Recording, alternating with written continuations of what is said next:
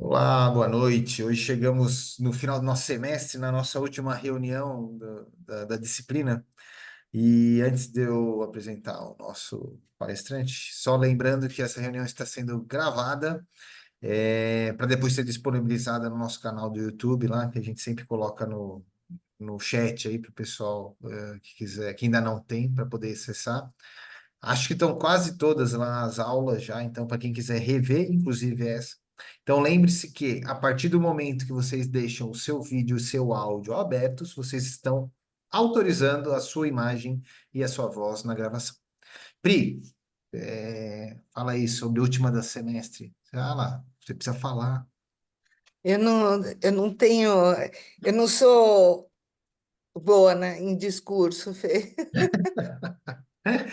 Então tá. Não, me poupa, me Tá poupa, bom, te por favor. pouparei hoje. Hoje eu te pouparei. Então vamos lá. Eu gostaria de apresentar hoje, para quem não conhece, o José Sérgio do Amaral Melo e Neto. O José Sérgio ele é formado pela UNAERP lá em Ribeirão Preto. Ele fez residência aqui no IANSP, aqui em São Paulo, e ele fez fellow em cirurgia, se não me engano, de base de crânio e endoscópica na Secamar. Além disso, ele é o nosso preceptor muito querido lá no Hospital de São Bernardo, o pessoal sempre elogia ele muito. E hoje ele vai falar um pouquinho para a gente sobre as complicações das sinusites. Zé Neto, valeu, viu? Muito obrigado por ter topado falar aí para a gente. Boa noite, pessoal. Eu que agradeço o convite. Sinto muito honrado aqui de estar com vocês. E coube a mim hoje falar um pouquinho sobre as complicações de rinossinusites. Vou compartilhar aqui minha tela.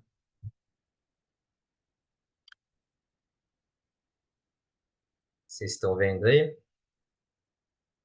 Tá legal. Bom, pessoal, é um tema muito comum aí na vida do otorrino e muito comum na prova de título também, né? Então, faz parte aí do nosso dia a dia, nas urgências, e é um tema de alguns conceitos básicos aí, então, principalmente para os residentes.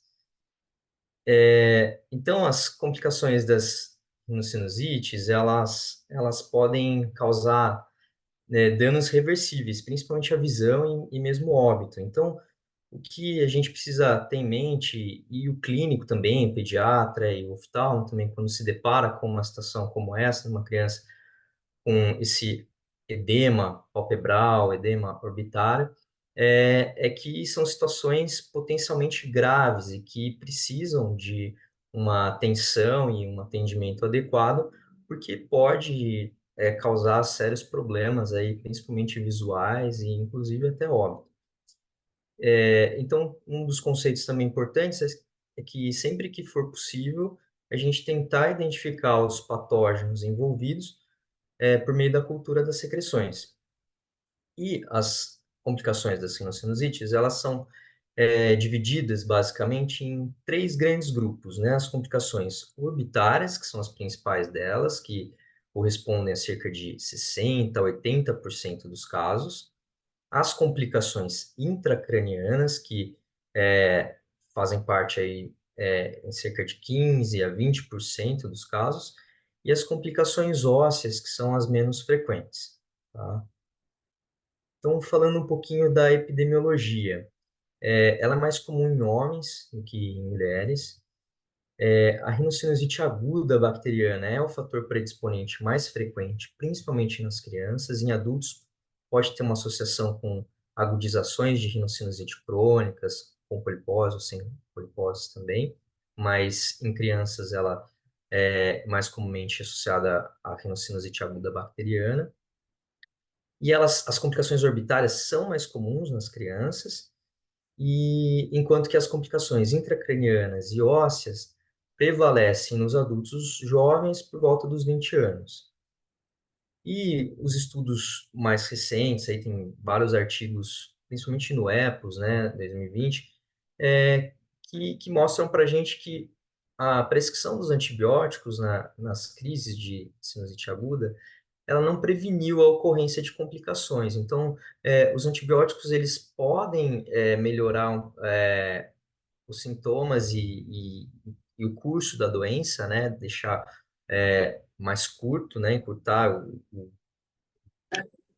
os sintomas, mas não tem é, uma, uma, uma redução na ocorrência das complicações. Então, as órbitas, elas são compartimentos ósseos, né, que abrigam os globos oculares e as estruturas relacionadas, então, gordura, musculatura ocular extrínseca, os nervos e os vasos, do bulbo ocular, e ele fica, o globo ocular, ele fica num compartimento que, quando tem um aumento abrupto da pressão, ele pode sofrer danos aí irreversíveis em curto período de tempo. Tá? Então, tem 7 ossos aí que fazem parte da órbita, né? Então, o zigomático, o frontal, o esfenoide, o maxilar, o etimoide, o lacrimal e o palatino. Então, eles são responsáveis aí pelo compartimento ósseo da órbita, tá? Outro conceito importante para a gente da anatomia é o septo orbitário. O septo orbitário, ele é uma continuação do periósteo, das estruturas ósseas da órbita. E ele separa a cavidade orbitária propriamente dita, então tudo que está para dentro, né, intraconal que a gente fala, é, é a cavidade orbitária propriamente dita. Na verdade, o que está pós-septal é a cavidade orbitária propriamente dita. E o que está antes desse septo orbitário, a gente normalmente fala pré-septal, é a pálpebra, tá? E o septo orbitário ele tem a função de evitar o prolapso anterior do conteúdo orbitário. Os locais mais frequentes de acometimento são o etimoide, em primeiro lugar, depois maxilar, frontal e esfenoide. E nas crianças pequenas, essa predisposição maior de ter complicações é porque normalmente as crianças têm um sistema imune imaturo, as barreiras ósseas são mais frágeis, então a papiraça é mais fininha, e tem um aumento da vascularização dos seios pelo aumento da pneumatização. E tem algumas crianças que, inclusive, têm celulite orbitária de repetição, quando tem alguma deiscência no componente ósseo, principalmente na lâmina papirácea mesmo. E o mecanismo de infecção, ele ocorre por deiscência na lâmina papirácea e por disseminação hematogênica. As veias orbitárias, elas não têm válvulas, e isso permite um fluxo sanguíneo bidirecional. Então, isso é um fator importante aí que causa, contribui, né, para as complicações. Os patógenos mais comumente envolvidos são o pneumococo, né, o Streptococcus pneumoniae em adultos, e o Haemophilus influenza em crianças. Então, na avaliação inicial da órbita, a gente tem que sempre questionar se realmente é um problema relacionado à sinusite ou se é alguma outra alteração ocular devido a outro problema, por exemplo, uma conjuntivite, é um trauma, às vezes uma picada de inseto.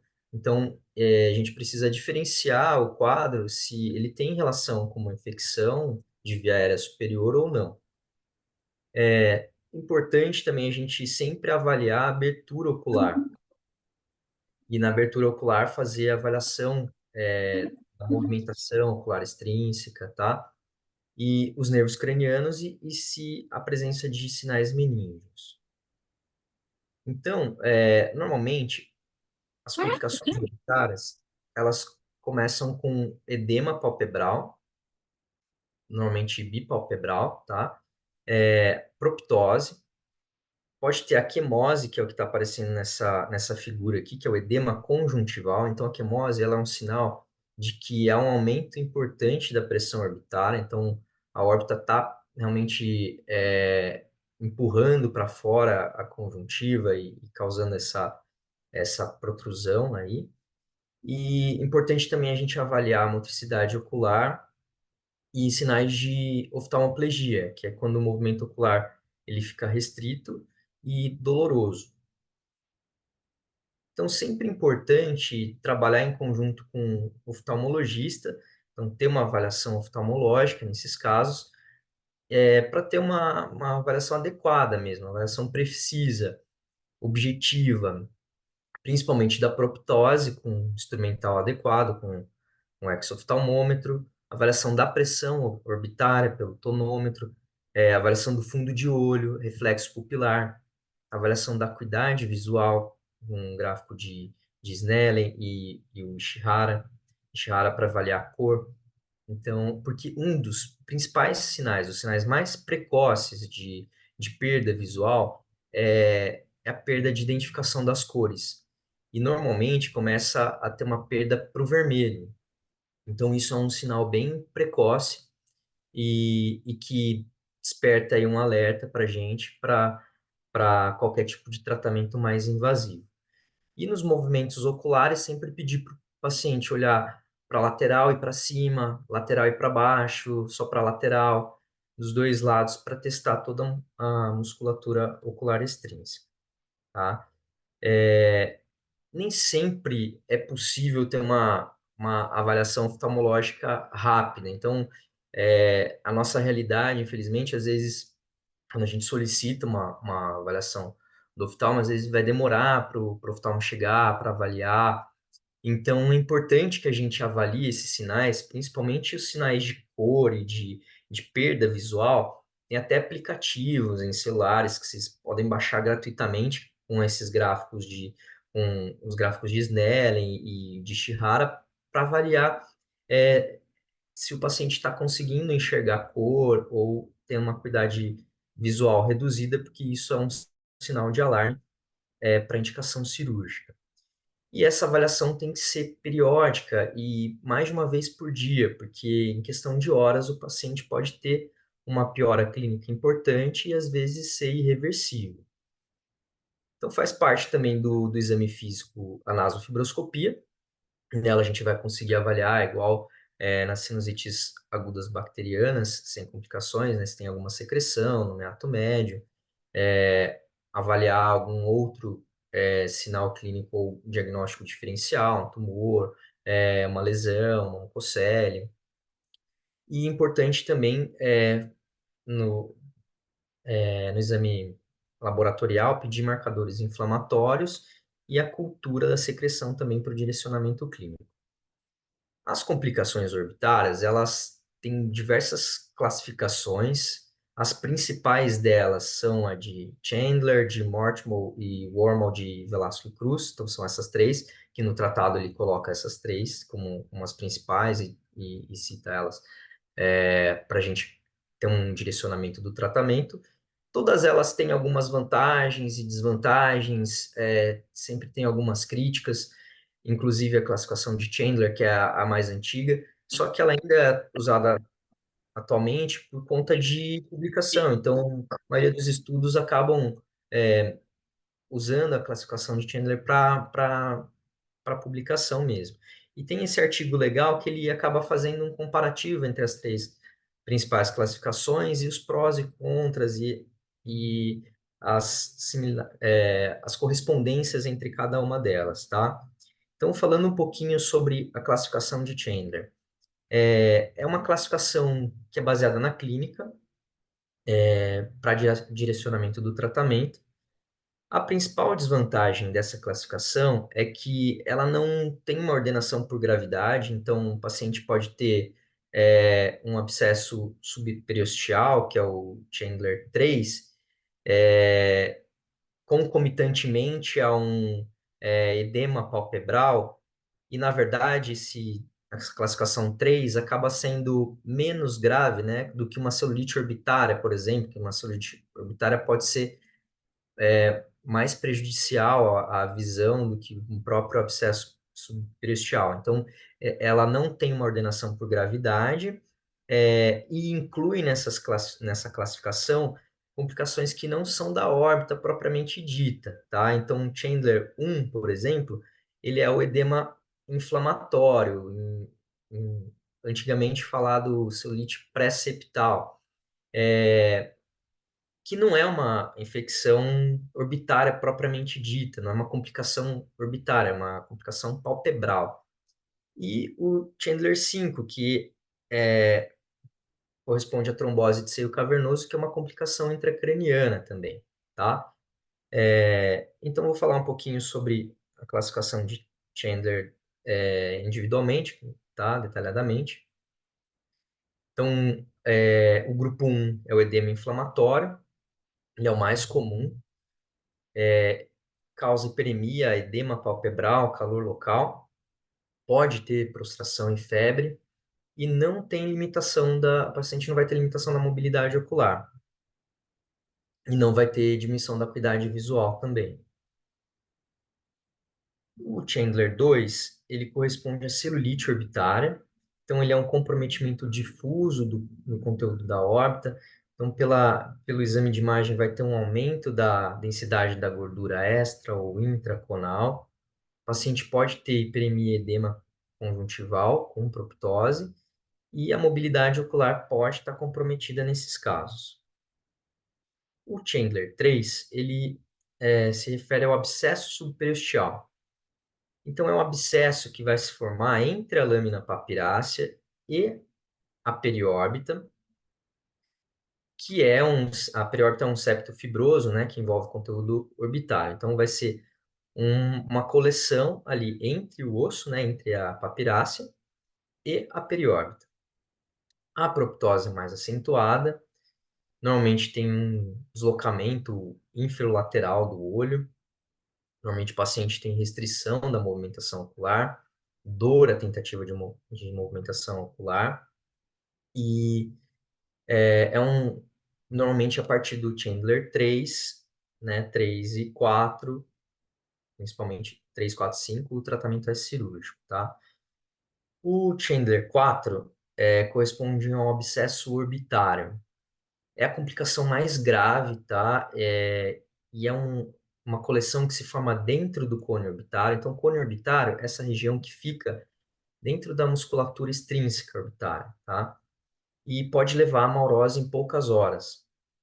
E pode ocorrer alteração do reflexo pupilar e da acuidade visual. O Chandler 5, que é uma complicação intracraniana, ela já está relacionada mais com Staphylococcus aureus do que nas outras classificações, nos outros grupos, normalmente é o pneumococo, tá? E vai acometer o seio cavernoso. Então, no seio cavernoso, o primeiro nervo que costuma ter paralisia é o sexto nervo, que ele fica mais medial. Mas pode ter também um acometimento do terceiro, quarto e V1. O mais precoce é o abducente. E ele resulta da disseminação da infecção para o seio cavernoso através das veias orbitárias. No exame de fundo de olho pode haver engurgitamento das veias da retina e depois a gente vai falar um pouquinho do tratamento também. Essa outra classificação de Mortimer e Wormald, eles acabam separando em grupos, tá? Em 3 grupos também. E cada grupo ele vai ter uma subdivisão entre celulite e abscesso. A vantagem, então, é uma classificação baseada na tomografia. A vantagem é que tem relação evolutiva essa classificação. E a desvantagem é que exclui infecções orbitárias extraconais. Já vou falar um pouquinho por quê. E inclui também infecções preceptais que não são orbitárias propriamente ditas, igual a classificação de Chandler. Então, no grupo 1, são as complicações pré-septais, então que vem antes do septo orbitário. Então pode ser celulite ou abscesso. O grupo 2 é o pós-septal subperiosteal. Pode ser um flegmão celulite ou abscesso. Então subperiosteal, igual na classificação de Chandler, pode ser uma celulite ou um abscesso no espaço entre a papirácea e a periórbita. E no pós-septal, ou intraconal, que é o grupo 3, pode ser classificado em celulite, uma celulite localizada no ápice orbitário, no ápice orbitário, ou difuso, ou abscesso também intraconal. Mas nessa classificação, acaba tendo uma exclusão daquele paciente que pode ter uma coleção entre a musculatura ocular extrínseca e a periórbita. Então, que seria uma coleção extraconal, mas não subperiosteal. Então, esses pacientes ficam sem classificação por esse método, tá? E teve um grupo de Ribeirão que resolveu simplificar as coisas e tornar a classificação de uma forma mais objetiva e acabou tirando a classificação número um de Chandler, né, que não são relacionadas à órbita propriamente dita, né, que é o edema inflamatório, e tiraram também o grupo 5, que seria a trombose do seio cavernoso. E aí eles deixaram como grupo 1 a celulite orbitária, grupo 2 abscesso subperiosteal e grupo 3 abscesso orbitário. Então, tem as limitações também por não englobar outras complicações também. Então, essas classificações são importantes principalmente para a gente direcionar também o tratamento, para classificar aquele paciente, estratificar o risco também de perda visual, tá? E faz parte daí da propedêutica dessas complicações. Todos os pacientes que têm, todos os casos que a gente tem suspeita de complicação orbitária, a gente tem que fazer obrigatoriamente o exame de imagem, tá? E uma TC, preferencialmente, tá? De seios da face e órbitas com contraste, tá? Isso para confirmar o diagnóstico, para definir a extensão da doença e a topografia, para fazer um planejamento terapêutico, planejamento cirúrgico, os casos cirúrgicos, para monitorar a resposta ao tratamento, para identificar também se tiver ar na órbita, que é um sinal de bactérias anaeróbias, e em casos de suspeita de complicações intracranianas ou trombose de seio cavernoso, a gente tem que pedir uma ATC de crânio também, e a ressonância também ela acaba acrescentando muito nesses casos e está indicado a gente fazer uma ressonância para uma melhor avaliação também e conduta. Então, agora sobre tratamento, tá? O manejo.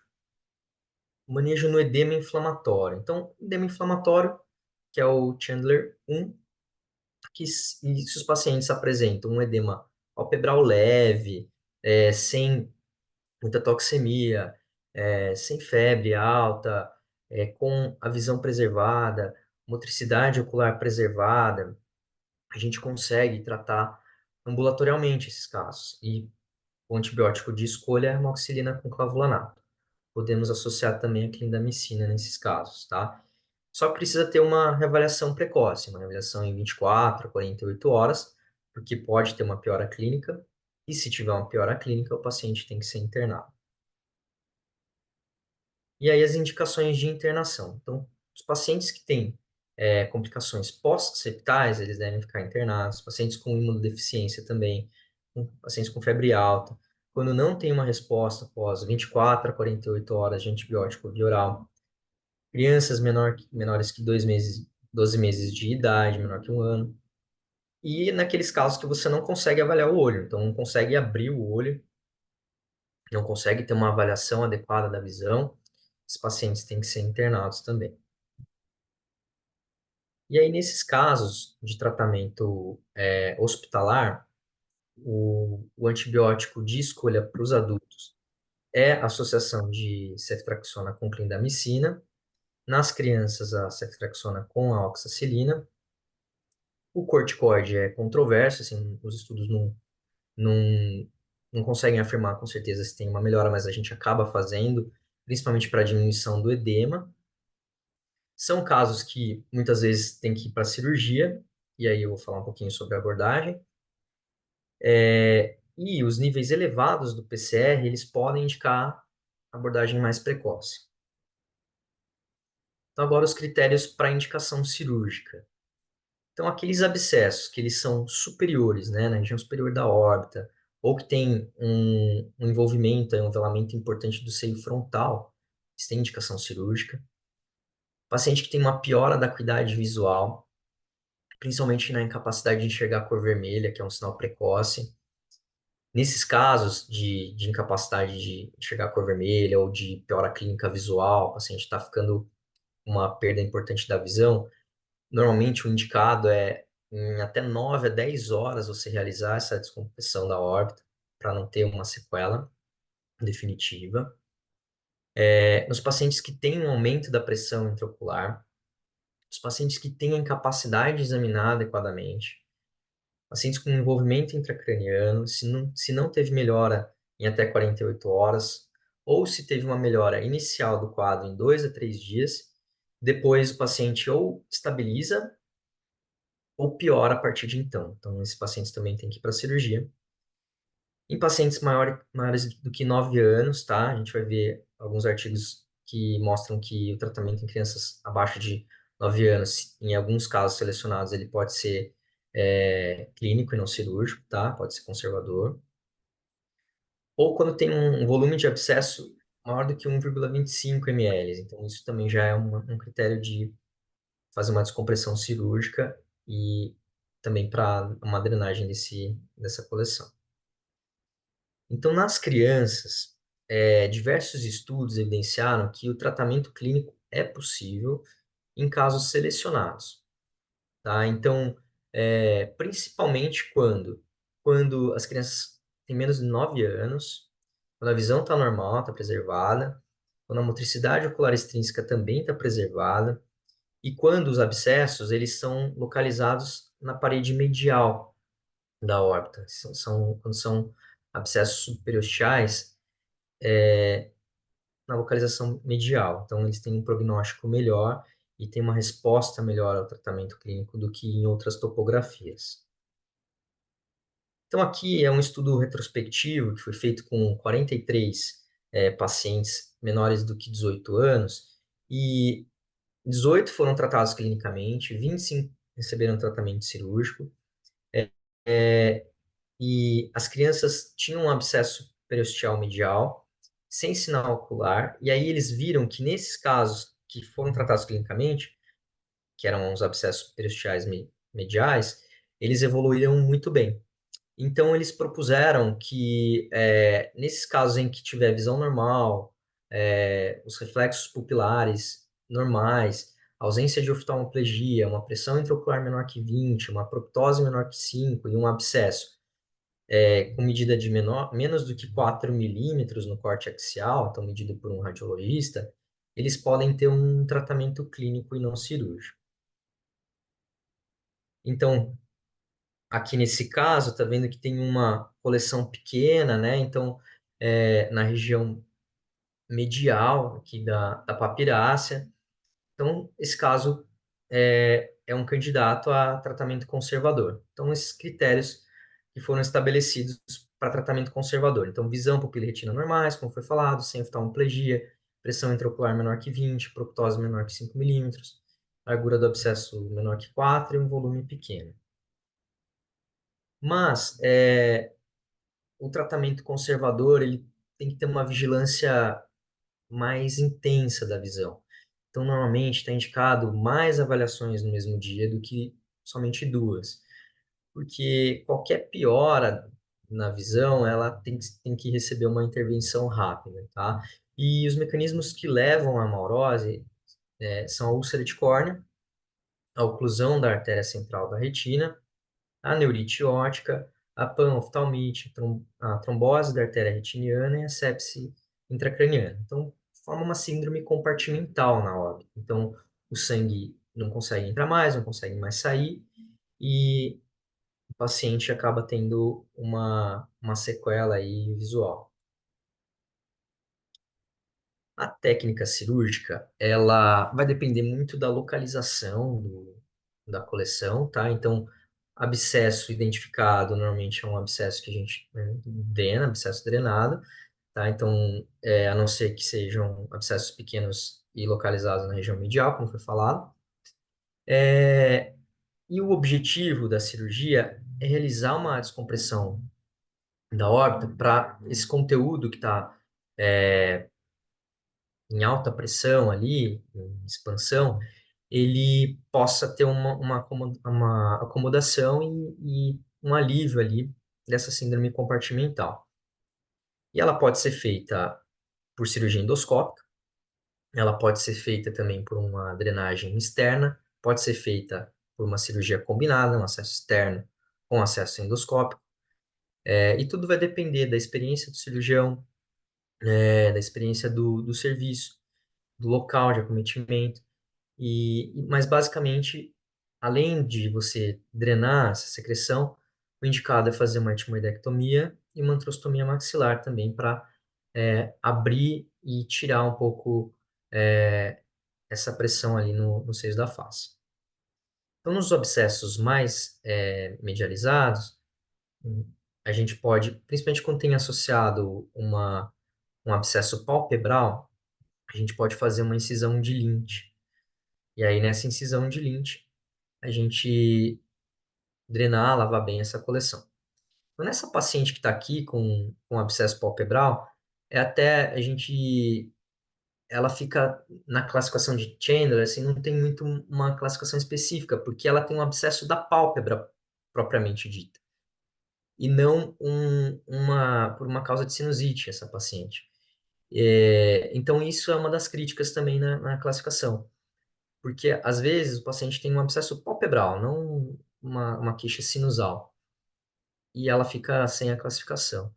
E nesse caso, ela foi drenada por um acesso externo, tá? E ela não tinha cometimento sinusal. Já esse paciente aqui embaixo, ele é, foi uma complicação de rinocinusite mesmo, e a gente fez um acesso combinado, uma incisão de Lint também com uma etimoidectomia, uma sinusectomia frontal e antrostomia. No abscesso intraconal e trombose de seio cavernoso, que são casos mais graves e com um potencial de perda visual maior, o ideal é sempre ter um oftalmo junto, para operar em conjunto, tá? E um cirurgião que tenha conhecimento de órbita. Porque às vezes, principalmente quando tiver um abscesso mais lateral, vai ser necessário fazer uma orbitotomia lateral, um acesso externo, e, e às vezes o tratamento é um pouco mais delicado, o paciente tem que ficar mais monitorado, principalmente em relação à visão. E na trombose seio cavernoso, o principal seio acometido é o esfenoide. Então, e normalmente a gente pode ou não usar o corticoide e também usar os anticoagulantes, tá? Então, tem estudos que mostram que os anticoagulantes são benéficos, tem estudos que são contra, mas de uma maneira geral a gente acaba fazendo anticoagulação, tá? Agora falando um pouquinho das complicações intracranianas. Elas podem ser de várias formas, né? Pode ser o empiema subdural, abscesso cerebral, pode cursar com meningite, abscesso extradural, encefalite, trombose do seio sagital superior e a trombose do seio cavernoso. Aqui eu coloquei na ordem em que normalmente eles acontecem. Então, o mais comum é o empiema subdural, seguido do abscesso cerebral, seguido da meningite. Então, diferente das complicações otológicas, então, que normalmente causam meningite, nas complicações sinusais, a meningite fica em terceiro lugar. Tá? Então, ela perde aí para o empiema subdural, para o abscesso cerebral. Então, aqui está uma imagem do empiema subdural, aqui nessa imagem superior, e aqui inferiormente o abscesso extradural. Tem esse sinal de biconvexidade.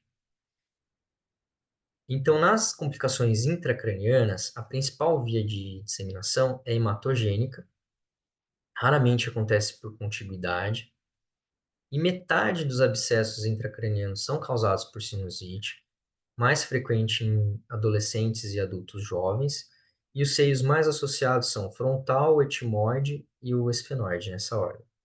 E tem uma mortalidade alta, em torno de 11%. E os principais patógenos são o pneumococo e o Staphylo aureus.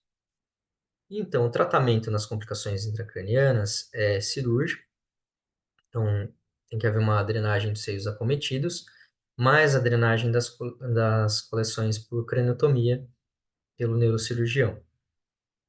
Também pode ser feita uma aspiração guiada por imagem. Também tem estudos mostrando que abscessos intracranianos pequenos, menores do que 1 centímetro, também podem ser tratados clinicamente e ser monitorados também, tá? Nesse caso, a corticoterapia, ela tem realmente benefício, principalmente no edema cerebral, e normalmente a gente preconiza um tratamento com antibiótico por 4 a 8 semanas, e o esquema terapêutico preconizado pelo tratado é o ceftriaxone mais a vancomicina ou oxacilina, e ocasionalmente escalonar para meropenem, ou de acordo com a cultura. Agora falando um pouquinho das complicações ósseas. Então, as complicações ósseas são as osteomielites, e o seio frontal é o mais comumente acometido devido à continuidade da mucosa e pouca quantidade de tecido medular no frontal. Agora, já nesse caso, o principal agente é o Staphylo aureus. É frequente também em adolescentes e adultos jovens. A via de disseminação também é hematogênica e pode ou não estar associada a complicações intracranianas. Então, os pacientes, às vezes, eles vêm, cursam com é, várias complicações simultâneas. Então, às vezes, vem com abscesso subperiosteal junto com edema inflamatório, junto com abscesso intracraniano. Então, às vezes, os pacientes chegam com mais de uma complicação associada. O sinal clínico mais característico é o edema mole flutuante na região do frontal, que é o tumor edematoso de Pote. Eventualmente pode fistulizar e drenar material purulento através da pele, tá?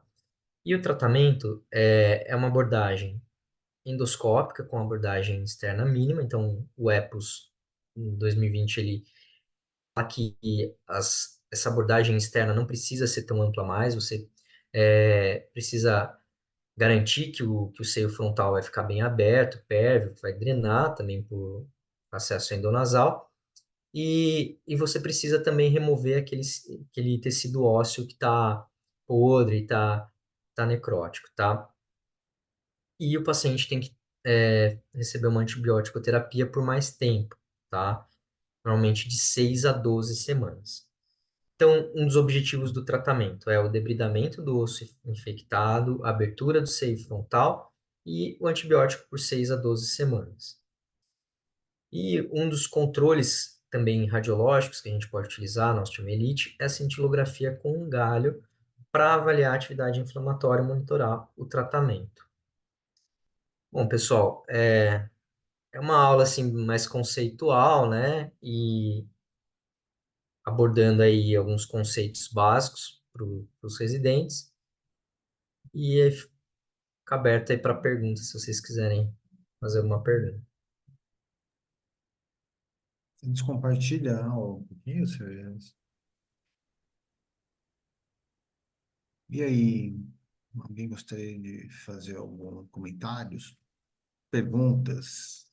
Eu tenho uma pergunta, Fala, eu, Milena. Milena. Tudo bem, Tudo bem, gente? Tudo bem, Neto?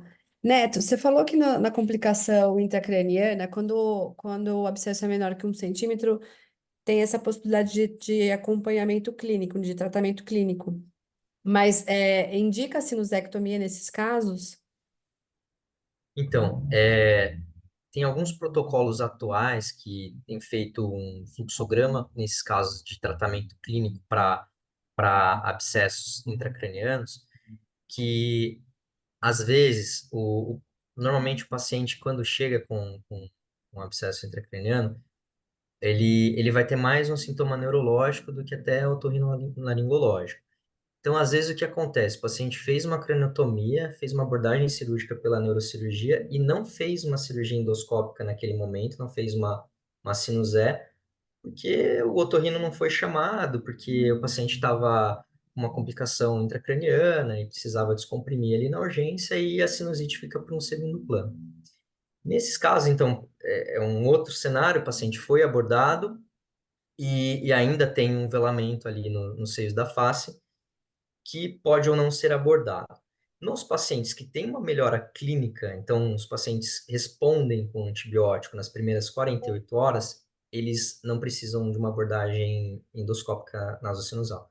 O mesmo serve para os pacientes que não foram abordados. Então, existem protocolos atuais agora, principalmente na academia, na European Rhinology Society, que os britânicos acabam fazendo um fluxograma específico para abordagem, para tratamento conservador nos abscessos intracranianos, que eles consideram, se o paciente não foi abordado nem por craniotomia, nem por cirurgia endonasal, eles tiverem uma melhora clínica importante nas primeiras 48 horas com antibiótico, que tem pacientes que respondem muito bem ao antibiótico, aí eles podem continuar com o tratamento conservador sem necessidade de fazer a cirurgia endoscópica.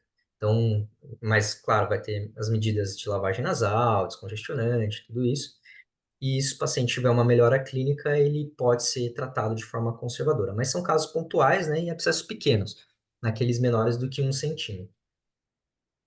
Ah, tá ótimo, obrigada, Neto. Foi ótima aula, viu? Obrigado. Neto, parabéns pela aula. Quando que tu, na tua prática, assim, tu acaba fazendo o acesso combinado externo também de complicação orbitária? Principalmente se tem algum abscesso palpebral. Então, tem alguns pacientes que, além de uma, de um abscesso subperiosteal, eles vão ter coleção propriamente dita na pálpebra. Então, nesses casos, eu costumo fazer uma incisão de lint mesmo, e eventualmente até eu coloco dreno ali, eu coloco um dreno de Penrose, lavo bem e faço uma cirurgia combinada. Então, faço a incisão de lint e faço uma cirurgia endoscópica também, uma antrostomia, uma timoidectomia e, se necessário, uma sinusectomia frontal também. E também nos casos que tem um abscesso muito lateral, que a gente não vai conseguir, ou superior ou muito lateral, que simplesmente com a descompressão endoscópica não vai ser suficiente para você chegar na coleção. Então, são nesses casos que eu acabo abordando, fazendo acesso combinado. Obrigada. E são casos que muitas vezes a gente, otorrino, vai ter que fazer, né? Então, o ideal é que tivesse um oftalmo, que o serviço disponha de oftalmo para entrar em conjunto, é o cenário ideal, mas nem sempre isso é possível, porque às vezes também o paciente já chega para a gente com alguma perda visual e até o oftalmo chegar para avaliar essa perda, a gente está vendo o paciente está complicando, está tendo uma perda, a gente também não tem que entrar rápido para o centro cirúrgico para acabar descomprimindo aquela órbita e depois o oftalmo avaliar. É a mesma coisa que acontece às vezes com um neurocirurgião nos abscessos, nas complicações intracranianas. Às vezes o paciente já chega já regulado, com um estado neurológico ruim, vai precisar fazer na urgência uma craniotomia e depois eles vão acionar o otorrino para fazer uma cirurgia endoscópica em um outro tempo, né? Mas o ideal é que seja feito no mesmo momento. Só dois comentários, depois fazer uma pergunta. Mostrar, né, o que já aconteceu lá no Mário Covas. A gente já teve, por exemplo, abscessos cerebrais, que já aconteceu de tudo, que a gente entrou junto, que a neuro entrou e a gente não entrou e resolveu a sinusite, que a neuro não entrou, a gente não entrou e já resolveu a sinusite. Eu acho que a única preocupação é, principalmente, o quadro clínico do paciente, né? E sempre pensar que o quanto abordar isso não vai acabar com a fonte de infecção, porque a gente tem que pensar que o primário é sinusal. Então, se você deixa lá o processo, por mais que a antibiótico terapia intracraniana, né, para infecções intracranianas é de amplo espectro e vai cobrir o que a sinusite é, o causador da sinusite, eu acho que sempre a dúvida é, vamos esperar ou não vamos esperar? Algumas vezes a gente esperou, deu certo, outras vezes a gente abordou porque a gente achou que... E às vezes a neuro chama a gente, ó, nós vamos entrar, quer entrar junto? E daí a gente já faz tudo, né? E acho que essa conversa com a neuro é muito importante. Quanto ao oftalmo, eu lembro, teve um caso que era essa história da abordagem externa, que era um abscesso preostial, que na verdade ele era superior na órbita e mais no meio do olho. Quem entrou foi o Bruno Faria, que estava, ele era R3 naquela época, ele estava comigo. E não tinha oftalmo, a gente precisava de oftalmo, e o oftalmo não aparecia, o teste não aparece. E o Bruno, a gente falou, bom, nós vamos ter que chegar lá. E daí o Bruno foi devagarzinho, a gente foi afastando a órbita, de repente entrou na loja e drenou. Mas foi meio com cara e coragem, porque a gente estava já entrando numa área que já não é muito nossa, né? Passando todo um monte de coisa ali mas assim, o paciente mal, estava tendo perda de acuidade visual, o oftalmo não entrava, e a gente falou, vamos ver o que a gente consegue, né? A gente falou, se não conseguir, depois eles entram. E daí eu falei, vamos, né? Vamos ver o que vai dar. E deu certo. Mas foi meio trash do ponto de vista que ele está mexendo onde você não está muito acostumado. Pergunta: tem algum protocolo, algum artigo que fale sobre a história que, frente a uma abordagem de uma complicação, principalmente orbitária, né, que são as mais comuns, se vale a pena você esfriar o processo um pouco com antibiótico terapia e operar? Ou não, não faz diferença se você, por exemplo, indicar. Por que eu estou falando isso? Em várias escolas, né, várias universidades, uns abordam mais rápido, falar, não, tem a complicação, vamos entrar. O que você falou, tem abscesso, tem que drenar. E depois a gente dá antibiótico terapia. E tem algumas que falam assim, não, vamos esfriar óbvio, se o paciente tem condições de esperar, né? Vamos esfriar, usar 24, 48 horas de medicação endovenosa, e daí a gente entra, que daí, tá. Você viu alguma coisa na sua experiência? O que você acha legal? Então, os trabalhos que existem, eles são bem discordantes em alguns sentidos, porque a maioria das vezes a maioria não, né? Eles são retrospectivos, né? Então, a literatura carece bastante de estudos de qualidade mesmo, de volume. Mas, assim, normalmente, o que existe atualmente é a conduta expectante nos abscessos subperiosteais pequenos. Então, nesses casos, já está bem estabelecido que quando você não tem perda visual, são coleções pequenas, localizadas mesmo, como foi falado, aí você pode fazer um tratamento puramente conservador ou pode fazer um tratamento clínico e esperar mais tempo, e se o paciente mantiver aquele quadro sem piorar e sem melhorar, estável, você também pode abordar cirurgicamente. Então, são nesses casos que eu vi. E no abscesso orbitário, o quanto antes você tem que drenar, porque são complicações bem mais graves, né? Então aí tem que ser bem precoce essa intervenção, porque a perda visual pode se dar em algumas horas. Então, nos abscessos subperiosteais, existe essa possibilidade de você esperar um pouco para depois abordar, reavaliar, retomografar. E tem uma variedade grande de estudos com uma variedade grande de desfechos também. Então, não tem muito uma recomendação bem estabelecida nesse sentido, uma diretriz que fale, ó, não, é assim que deve ser e tal. Então, não achei nada muito concreto nesse sentido ainda. E uma coisa também que a gente estava comentando sobre as abordagens neurocirúrgicas também, também existe essa discrepância grande na literatura, porque tem estudos que mostram que quando o paciente fez uma craniotomia pela neurocirurgia e tal, e não abordou a cavidade nasal, existe uma recorrência maior de outras craniotomias. Então, o paciente tem que ficar fazendo, faz uma outra craniotomia porque o abscesso aí piorou de novo, recoletou. E aí o paciente vai fazendo uma sucessão de craniotomias e não abordou a cavidade nasal. Então, tem estudos que mostram esse sentido também, né? Que a gente ainda não tem uma recomendação bem estabelecida, mas que o ideal mesmo seria abordar em conjunto. Muito bem. E aí, mais alguém? Ainda temos 5 minutinhos.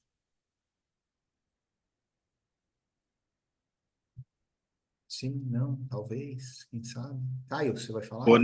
Oi, Neto, parabéns pela aula, viu? Obrigado.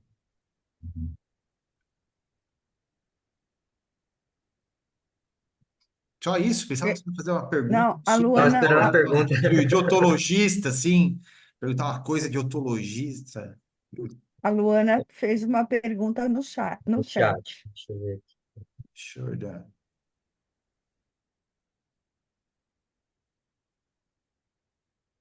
Qual o melhor tratamento preventivo para sinusite de repetição para evitar tais complicações? Então, o que o EPOS fala é que corticoide nasal, pode fazer lavagem com xilitol também, que isso vai reduzir também as complicações. Então, são pacientes que eventualmente tem algum fator predisponente, né? Uma atopia, ou se tem uma rinocinusite crônica que está agudizando e que está tendo complicação, ou uma imunodeficiência. Então, tratar pontualmente essas condições. E em crianças que têm recorrência de abscessos orbitários, normalmente é por deiscência na papirácea mesmo, e aí esses casos normalmente está indicado cirurgia para descomprimir a órbita e evitar a recorrência também. Neto, parabéns pela aula, foi muito legal, muito bom. Obrigado. É, já é a segunda vez que eu escuto falar essa semana em xilitol para isso, né? Eu uso para sorvete. É o mesmo xilitol? É o mesmo, é um adoçante que ele É tem um uma adoçante. função ali bactericida, aumenta a produção de óxido nítrico, anti-inflamatório, então ele tem um efeito ali também que alguns estudos mostram que é favorável e indicado para prevenção de sinusites agudas correntes. É o mesmo, então. Só que tem aquele Você gosto, né? faz Então você sorvete lava diet. e vai sentindo um gostinho de adoçante na hora que lava o nariz. Ah, tá certo. Obrigada, viu? Nada, Parabéns. obrigado. E aí, pessoal, mais alguém? Sei, uma só. A Marisa de microfone aberto. Então está bem, já são 8 horas, se ninguém mais. Do Fernando. É, é o problema da pecinha, né? Que a gente acabou de falar que ela aprendeu a usar o drive. É sempre assim. Como é. Mas parabéns, viu, Neto? Eu adorei a tua aula mesmo. Pena que você vai sair do grande centro aqui e vai curtir a vida no Na roça. interior. Então está Obrigado. bem. Neto, valeu, obrigado pela aula. Acho que foi muito esclarecedor e bastante concisa e completa. E eu queria externar aqui, a Priscila já falou, obrigado por você ter feito parte do nosso time, ainda mais sendo aí na Asal, e como eu falei inicialmente, o pessoal, e principalmente os residentes, gostam muito de você, né? Você é muito elogiado por eles. Então, mais uma vez, obrigado pela aula, obrigado por ter topado, espero que a gente se encontre aí brevemente em congressos, Ribeirão, seja lá onde a gente vai se encontrar. Tá bem? Obrigado. Eu que agradeço a oportunidade e fico muito feliz de ter participado aí desse time de excelência que é o ABC. E cresci muito profissionalmente, pessoalmente, e agradeço a todos vocês aí, aos residentes, aos colegas, pelo crescimento que eu tive aí com vocês esse tempo que eu fiquei. Uma pena que foi por pouco tempo, né? Mas mudanças de planos e a gente se vê por aí.